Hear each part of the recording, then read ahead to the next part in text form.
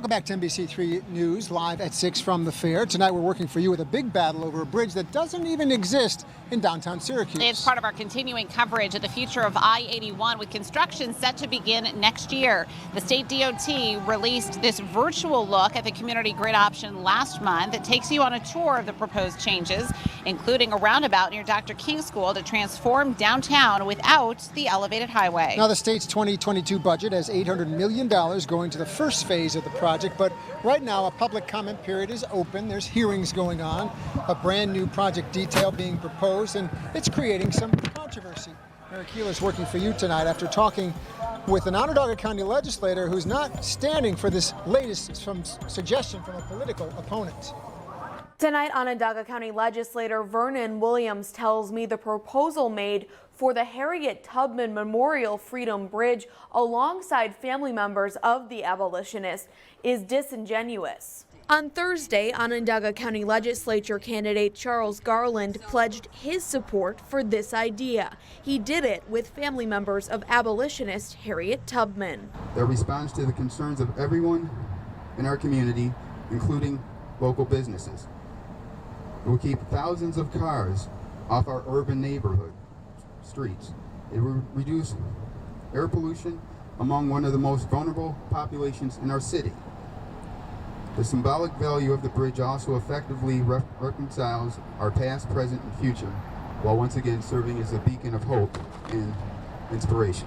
The Harriet Tubman Memorial Freedom Bridge is proposed as a supplemental part of the community grid option for I-81, a towering 7-story suspension bridge along the viaduct route. But we've seen it before. It's been called the Sky Bridge, something Garland has supported alongside suburban community leaders who are against the community grid proposal. As soon as Onondaga County Legislator Vernon Williams heard the new name for the same idea, he typed a fiery letter in response. He supports the community grid because he says his constituents on Syracuse's south side support it. And if Harriet Tubman, God rest her soul, was alive today, she would be bamboozled with the Sky Bridge. Like that, how does the Sky Bridge free people? The end of your letter says the Sky Bridge option under any name will continue to pollute a Black community, divide neighborhoods by race and class, continue to concentrate poverty, and most importantly, ignore the voices of the 16th district. So to be clear, this to you is the Sky Bridge, just with a name and a likeness that you believe is a disingenuous connection. Absolutely. This is the Sky Bridge. We're trying to have a predominant family that the Black community, respects and looks up to say that they call it a Memorial Sky Bridge. We can keep the community grid and call it the Community Grid Memorial, Community Grids for Harriet Tubman. We can change some names for that. But to say that this is something different is disingenuous and misinformed. Syracuse Mayor Ben Walsh weighing in with his continued support for the grid earlier this week. Focus our efforts and center our efforts and prioritize those that live within the shadow of the viaduct. Those are the individuals in the communities that have borne the disproportionate negative impact of 81, and so therefore those should be the individuals in the communities that stand to benefit the most from this project. Schools are facing more confusion right now as they wait for guidance from the county and the state. Emergency orders are coming in the days before school starts, requiring all teachers and staff to be vaccinated or undergo weekly COVID testing. Melanie Johnson reports. We're sitting about 2 weeks from kids coming to school, which is 2 weeks from today, with really not knowing how sure are we with the staffing that we have, and perhaps will the issues related to vaccinations and or testing impact who we have on September 7th, 8th, or 9th. Superintendent of one of the largest school districts in central New York, Dr. Mark Potter, is in charge of 1,300 faculty members in Liverpool. He says he is playing the waiting game tonight, like many school leaders. The thing that I get frustrated with is the fact that it doesn't necessarily look like we know what we're talking about when somebody comes swooping in with a change. So I hope that the information is consistent. Not knowing who his staff needs to show proof of vaccination to, and how and where unvaccinated staff will go for weekly COVID testing. Now a state and county requirement. He even is looking to partner with nearby pharmacies to get the job done.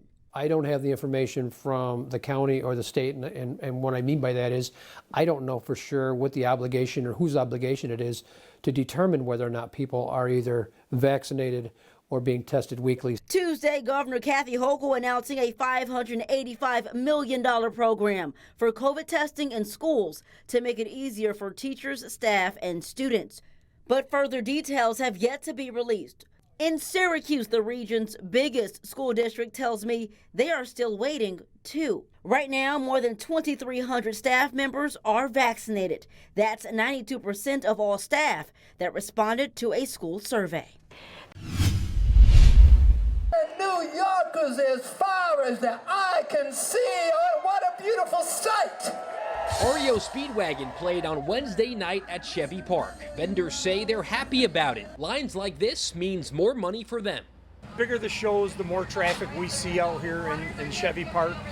It's a great addition to the fair. This year, Chevy Park will host the bigger performers like REO Speedwagon, Third Eye Blind, and Nelly, to name a few. It's the biggest stage at the fairgrounds, 12 acres larger than Chevy Court, where the attendance was sometimes too much for the space. The crowds had become too large to be comfortable and too large perhaps for public safety. The newer venue at Chevy Park makes for better social distancing in a pandemic, more room to spread out on the grass. 191,000 people have made their way to the fair since opening day.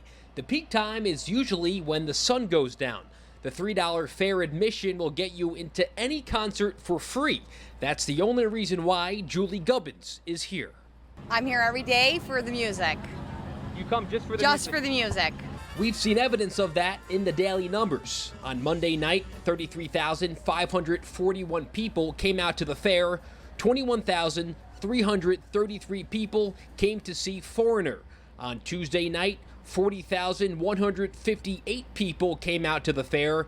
28,563 of those people came out to see Train.